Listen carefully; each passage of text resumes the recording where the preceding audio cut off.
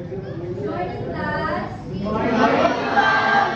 Okay, before I will start with my topic, I want to ask you from previous discussion sa topic ni, ay hindi. I ask ko muna kayo if, sige, can someone define what a competency is?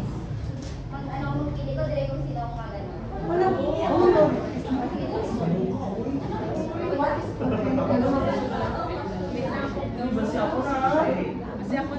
Yes, hindi. Punta si Gaman. Sila.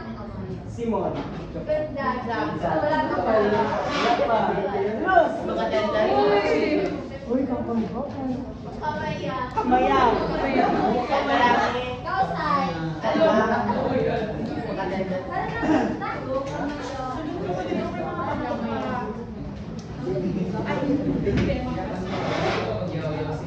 Okay, Siren, can you define what a competency is? Competency. So, competency is about the formula, the skills and the knowledge that a student or a curriculum should be able to establish effectively for the students. Now, how does that differ from an objective? Objective. The first in objectives kasi mas specific si objectives. Kumbaga, it serves as a guidance si competency kasi doon mag-base on objectives to specify ano ba specifically the kind of skills or knowledge that nakailangan or acquire na bata in that particular topic. Yes, that's correct. And another question, how does the competency and objectives relate to outcomes? So,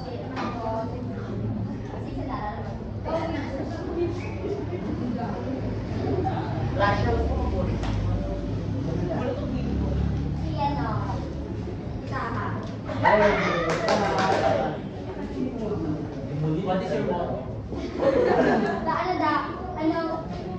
How does the competency and objectives relate to outcomes?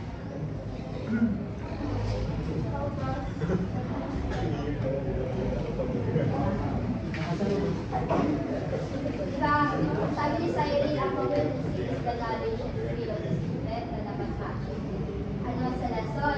And the objective is the specific na ma-achieve ng student. So, what is the outcome? Paano siya marinig?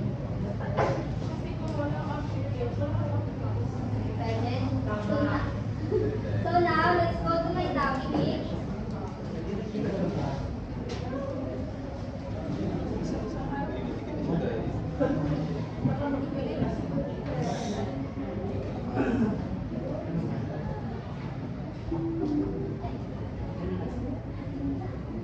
So my topic for today is the competency, objectives, and outcomes.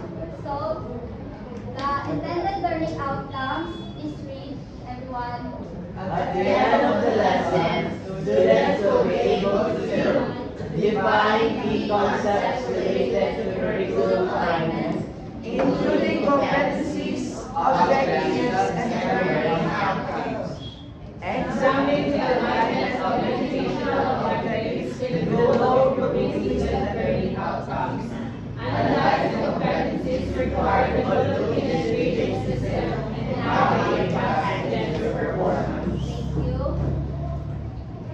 Now, competency, a general statement that describes the use of desired knowledge, skills, behaviors, and abilities. They are broader and often describe a long-term abilities that learners should acquire. So these competences refers to knowledge, skills, abilities, and behavior of the students or the learners that must develop in their learning process or in their academic journey. So these competences help students to understand the concept, problem solving, and applying the real life situation. So also these competences help students to gain essential skills before moving to higher level of learning. So based on discussion ni Mr. Joshua, what curriculum align this competency. So what those K-12 curriculum yung tatlo? Content, Performance performance, Saan dun sa tatlo align itong competency? Learning Yes. So, those learning competency and competencies, because the competencies specify measurable skill that student must develop, while the learning competencies directly align with competencies since both focus on skills and knowledge development. So, napansin nyo, anong pinagkaiba ng competencies sa learning competency?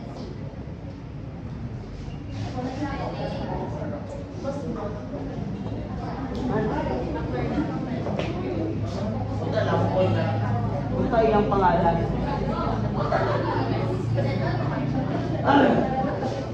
So, anong pinagkaiba nila? Pinagkaiba ng learning competency. Learning competency is ano siya sa both na sa skills and sa knowledge ng estudyante, and yung competency is doon lang sa skills na dapat mag-learn. Okay. So, in short, competencies refers to single ability of the learners. While the learning competency is the set. Mas, kung isipin nyo, kung broader yung competencies, mas broader yung learning competencies, mas malawak yung kanyang span because it's set of abilities ng student or the learners na dapat niya ma-acquire, while the competencies are single ability lang. So now let's go to sample niya. So learning competency, investigate the effect of courses on object through hands-on activities. While competency, demonstrate critical thinking and problem solving in scientific investigation. So mas broad yung learning competency pero mas broad din naman yung competency, pero mas broader lang talaga yung learning competency. Nag-gets nyo guys? Class? Yes, ma'am. Okay, so we're now on objectives or specific statements that define what students should achieve in lesson.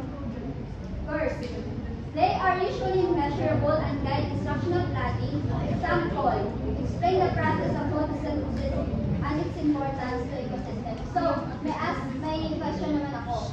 So, why do you think students should understand the objectives before starting the lesson?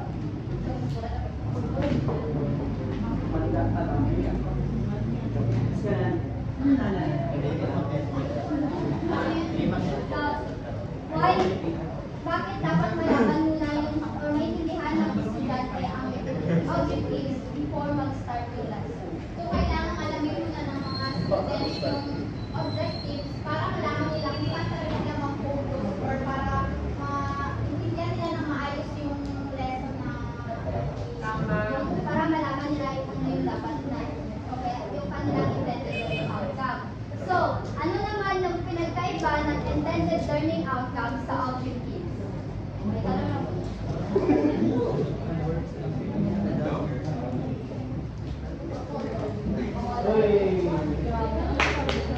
Yung pinagkaiba ng intended learning outcome sa objectives. Since pareho naman sila na dapat kung anong malaman ng student. Yung intended learning outcome is yung ano yung perspective na learning ng student, while yung objectives is kung ano yung guide from the start ng lesson. Okay.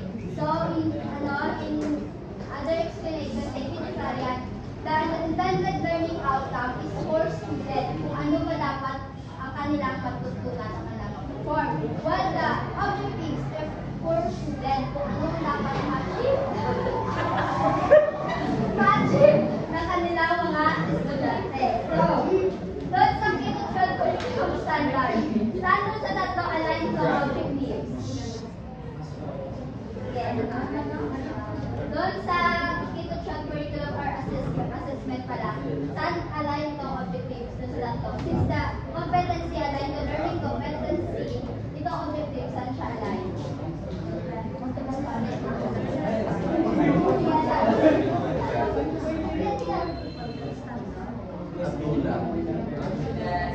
Shine Doroga.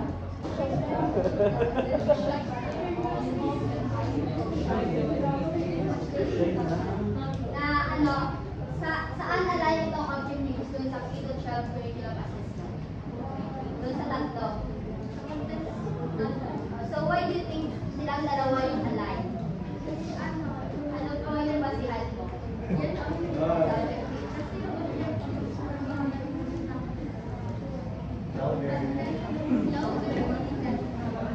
Okay, so the content standard act as the destination for learning, while the objectives are our path or step for in order to reach the content standard, because the content standard is the destination, which is our goal, while the objectives are the step.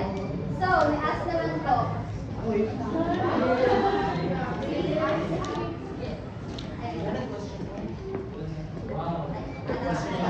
Content standard is aligned or related to learning objectives to specify what students should know and understand, while learning objectives are based on a content standard because objectives define the specific knowledge and skills students must acquire. So, I'll give the example of content standard, and kayo naman yung magbibigay ng example ng objective. For example, sa content standard ito, the learner demonstrate understanding of different organ system of human body and their function, ensuring a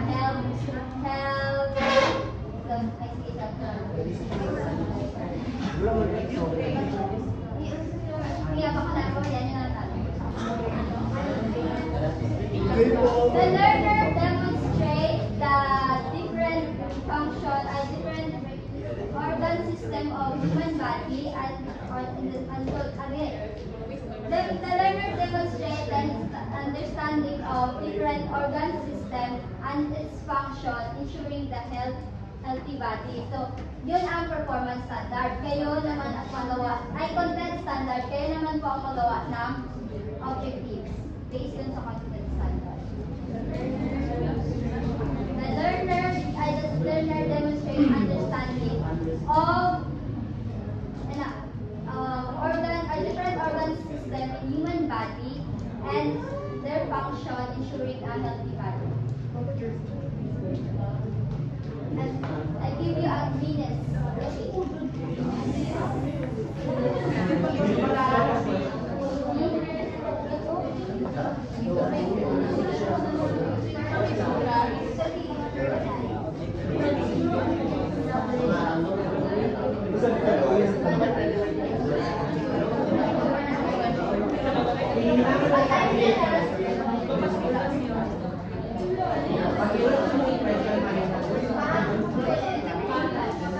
The learners demonstrate understanding of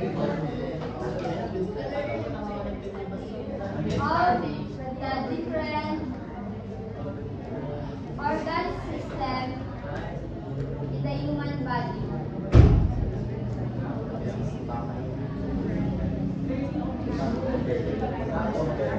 And their function, ensuring a healthy body.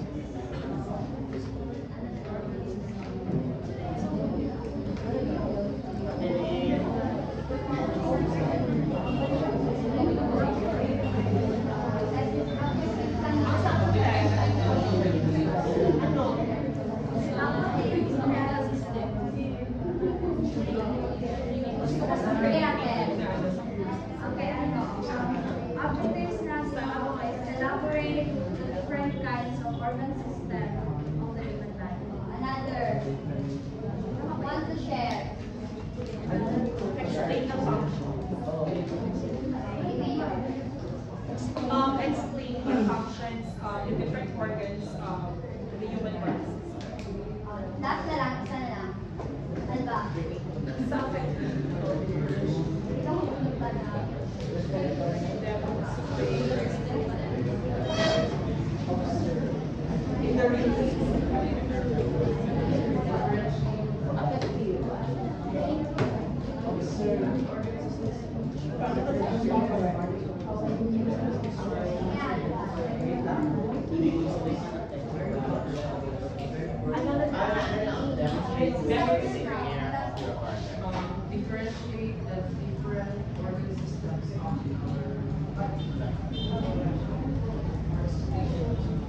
Pinador mo ka lang.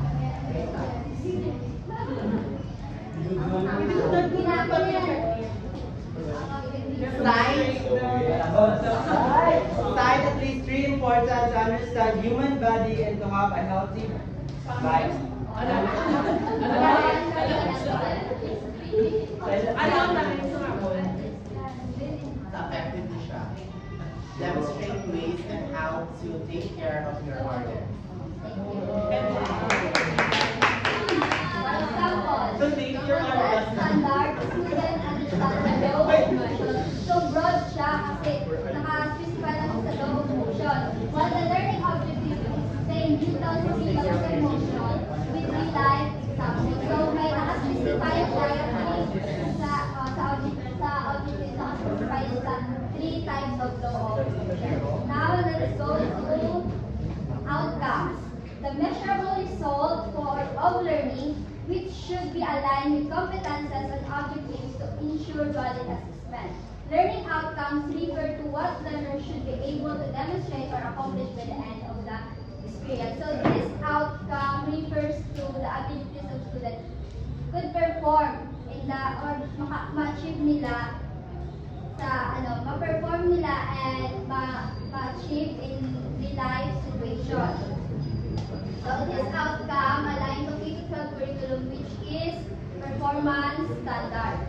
So performance standard describe what students should be able to do demonstrate after instruction. While learning outcomes focus on real-world application after learning performance standards which assess student ability to apply what they have learned. So ang pinagkaiba dito sa dalawa is the learning outcome, the learner expected to know kung ano yung ma-expect ng learners na ma-apply or ma-know. Sa sa performance standard, level of performance or quality of work expected from learners. Yun ang pinagkaiba ng dalawa. Or sa sa learning outcome, what students would learn. Sa performance standard, how well students should perform that learning. So now, before I will end my topic, mas may tapos doon. Tapos, performance standard, students conduct an experiment to test Newton's law of motion. Learning objectives design and perform an experiment to analyze how forces affect motion. So, before I will end to my topic, I would ask you na, may question po ito. Should competencies, objectives, and outcome always be aligned, and what could happen if one of them is not aligned?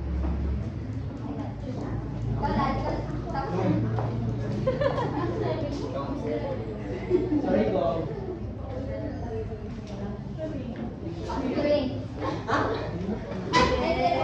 Reporter ako. Ha? Bawal. Anong pala? Michelle. Should competency, objectives, and outcome are always aligned, and what could happen if one of them is not aligned? Yes, for me, it must be aligned because for the student to para rin sa mga estudyante na wait lang, pakiulit. Pakiulit ka? Now, should competency, objectives, and outcomes should always align, and what could happen if one of them is not aligned? So for me, it should be aligned, and what would happen if it is not? So for me, hindi makukuha ng estudyante yung learning outcomes na dapat niya matutunan. Okay, thank you. So tama yung kay Ate Michelle, if the objective is not, so dapat pala align sila always yung tatlo. Because if hindi, maybe there are the negative effect to the student. Example, if objective is not aligned to outcome, if objective is not aligned to competencies, maybe teacher might teach content does not develop the intended skills of the learner. While if the outcomes is not aligned to objectives, students may not achieve the intended learning goal despite covering the content. And if competencies do not align to outcome, students may demonstrate skills that do not reflect the intended learning objectives. So, ito na yung ang summarize ng kanilang pagkakaiba. Sa curriculum element, equivalent to learning design, and example. Nag-gets na yung tatlo? Yes. Okay.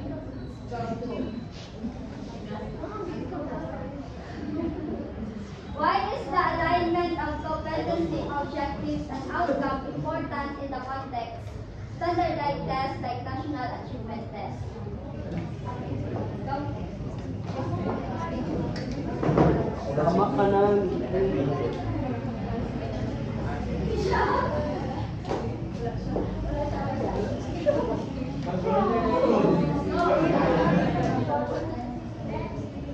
Daddy.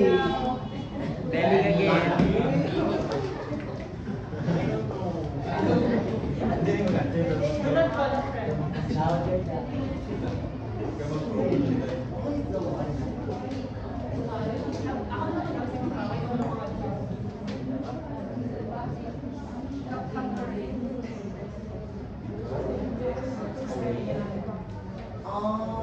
It is vital. It is important that the three of the competencies, objectives, and the outcomes to be aligned, especially in standardized tasks.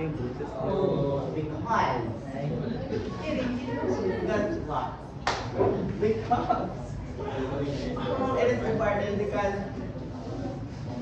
in order for the NAT or standardized test to achieve its objectives, which is to assess the students, and without this tree, if the tree is not aligned, then what's the purpose? Na hindi niya ma-achieve yung kanyang goal talaga ng mga set, yung mga students. Especially yung standardized test is supposed to be matest yung mga students that is made, yun lang. So how can you, how can you ensuring alignment between competency, objectives, and outcomes improve your performance in that? Sorry.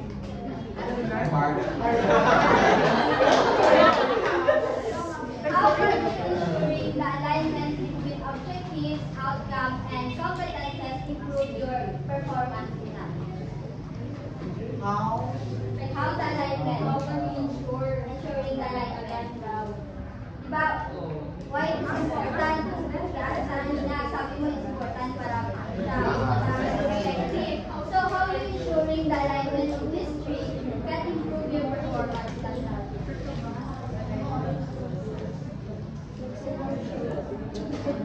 The more it's alive, the more safe.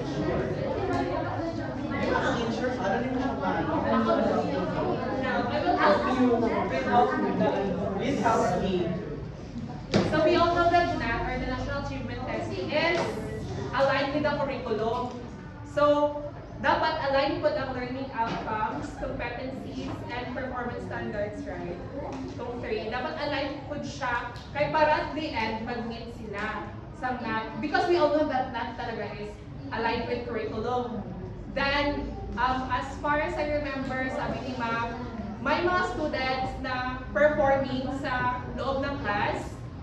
And when it comes to NAT, parang hindi nila score, parang hindi sila, parang iba yung performance nila sa NAT because hindi nga align ang sa K-12 curriculum, hindi na align yung mga learning outcomes and competencies na dapat ma-meet nila sa National Achievement Test din.